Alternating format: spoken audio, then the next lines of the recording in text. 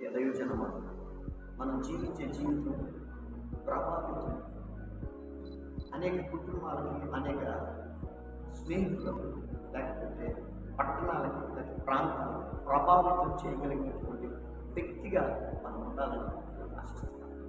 ఆయన మనం గుర్తించిన ఉద్దేశం, మనం ఎప్పుడు కూడా నిరాశలో, నిస్పృహలో, శ్రమల కొలుగులో, ఇరుకుల ఇబ్బందుల్లో పడిపోయి నష్టమైపోయి వేదనతో, దుఃఖంతో, చీకు చింతలతో నలిగిపోవాలని తన ఇష్టం కాదండి. ఆయన మేలు చేసే దేవుడు. ఆయన ప్రేమించి మనల్ని వేరుపరచిన ఉద్దేశం ఏంటంటే, మనం జీవిస్తున్న జీవితం ద్వారా ఆయనకు మహిమ రావాలి, మనం ప్రభావితం చేయబడాలన్న ఒక రోషం మనలో రావాలని దేవుడు మనల్ని ప్రేమించి తన కుమారుడు ఈ భూమి మీద పంపించి ప్రాణత్యాగం చేశాడు. కాబట్టి ఈ తమ్ముడు చెల్లి ఎంతకాలం నిరుత్సాహంలో ఉండిపోతూ జీవిస్తూ ఉంటాడు. చూడండి, బ్రతుకుతున్న చేప అది ప్రవాహం ఎదురు ఈదుకుంటూ పెడుతుంది.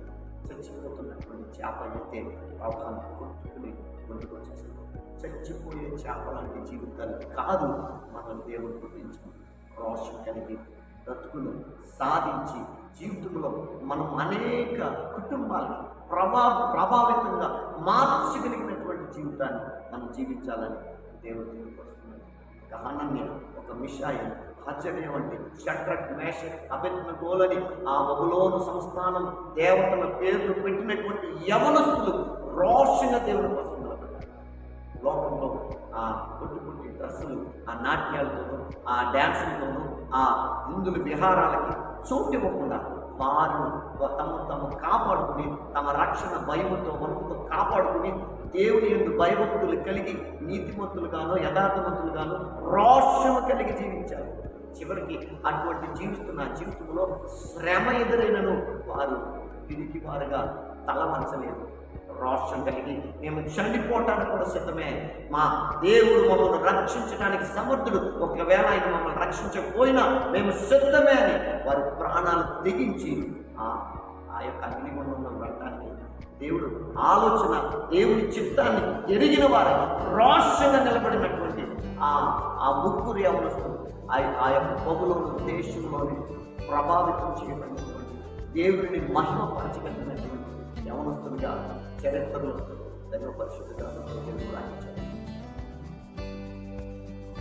సమయం లేదు, నిరుత్సాహం నుంచి బయటకు రావాలి, అవిశ్వాసం నుంచి బయటకు రావాలి. మీ చుట్టూ అనుకున్నటువంటి పరిస్థితులు బయటకు చూడదు. ఒకసారి విశ్వాసం కర్తి దాన్ని కొనసాగించేవాడైన యేసు వైపును చూడగలిగితే ఖచ్చితంగా విజయాన్ని సాధించి అనేక కుటుంబాలకి కాదు, దేశానికి ప్రభావితం చేయగలిగినటువంటి పాత్రగా దేవుడిని చేయడానికి సిద్ధంగా ఉన్నారు. తన విడిచిపెట్టు, అవిశ్వాసాన్ని విడిచిపెట్టు, అవిధేయతను విడిచిపెట్టు, రోషం కలిగి ప్రభు పాదాల దగ్గర మోకరించి కన్నీరు కాచి ప్రార్థించి, ప్రభు నేను ప్రయోజనకరమైన పాత్రగా నన్ను వాడుకో ప్రభు అని ఎప్పుడైతే ప్రార్థిస్తావో దేవుడు నిన్ను బలపరిచి తన ఆత్మ చేత నింపి ప్రయోజనకరముగా, ఆశీర్వాదకరముగా, దీవెనకరముగా ఒక దానియేలు వలె, ఒక హజర్య, మిషాయేలు, హనన్య వలె, ఒక యోసేపు వలె దేవుడు మీ జీవితాన్ని అనేకులకు ఆశీర్వాదకరంగా చేయడానికి సమస్త ఏమైనా కార్యాలు విడిచిపెట్టి, నిరాశ విడిచిపెట్టి, పట్టుదల దేవుడు మీ ప్రభుత్వం ఆయనకు చోటించి దేవుడు రక్షణను అంగీకరించి నువ్వు పడిపోయి ఏ స్థితిలో పడిపోయావు ఆ స్థితి నుంచి లేచి ప్రార్థించి సమస్త అవిధేయతను విడిచి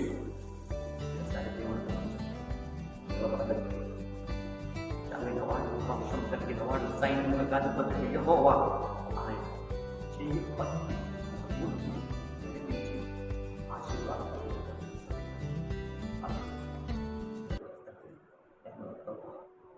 వర్తమానం ఎవరైతే ఇష్టపడారో వారిని దీవించండి, బలపరచండి.